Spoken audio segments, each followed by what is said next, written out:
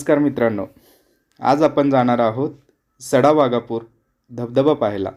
साताऱ्यापासून साधारणपणे 60 किलोमीटर अंतरावर असलेला हा धबधबा सडा वाघापूर गावाच्या जवळ आहे आणि या ठिकाणी या गावामुळेच याला सडा वाघापूर असं नाव पडलेलं आहे। आणि या ठिकाणी ज्या विंडमिल आहेत, पवनचक्क्या आहेत, त्याचंही सुंदर नजारा आपण या ठिकाणी पाहू शकतो। आणि या ठिकाणी पोहोचण्यासाठी आपल्याला साताऱ्यापासून उंब्रजला पोहोचल्यानंतर उंब्रजच्या जवळून जो पाटण रोड जातो, त्या पाटण रोडने आपण निघाल्यानंतर हा आपण जो रोड पाहताय तो आहे चाफळ रोड आणि त्या मार्गाने गेल्यानंतर आपण आपल्या डेस्टिनेशनच्या जवळ पोहोचतो, तो आहे सडा वाघापूर रिव्हर्स वॉटरफॉल। कारण या ठिकाणी जनरली जे वॉटरफॉल असतात त्या ठिकाणी पाणी वरून खाली पडतं, परंतु या ठिकाणी वाऱ्याचा वेग एवढा प्रचंड आहे त्या ठिकाणी ते पाणी विरुद्ध दिशेने वरती येतं, म्हणून हा रिव्हर्स वॉटरफॉल नावाने ओळखला जातो। हाय, फायनली आपण या ठिकाणी पोहोचलेलो आहोत आणि तुम्ही माझ्यासोबत हा प्रतिम नजारा पाहताय। पाठीमागे पाहताय पवनचक्क्या आहेत आणि या ठिकाणी वाऱ्याचा वेग एवढा प्रचंड आहे की या ठिकाणी आपल्याला बोलणं आणि उभं राहणं, बोलल्यानंतर आवाजही येत नाही आणि उभं राहणंही मुश्किल आहे। आणि या ठिकाणी पाहताय तुम्ही किती सुंदर नजारा आहे। मित्रांनो, या ठिकाणी यायचं असेल स्पेशली तर आपल्याला महत्त्वाचं लक्षात ठेवावं लागेल, या ठिकाणी पाण्याचा सोर्स कोणता नाही। जेव्हा पाऊस चालू असेल त्यावेळीच तुम्ही हा वॉटरफॉलचा जो नजारा आहे तो पाहू शकता। त्यामुळं सडा वाघापूर वॉटरफॉल जर पाहायचा असेल तर स्पेशली आपल्याला पावसामध्ये यावं लागेल। से हाय,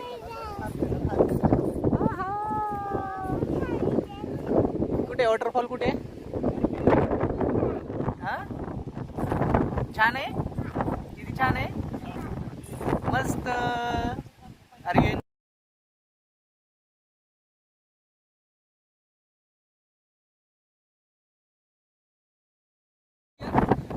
look here, look here, look here.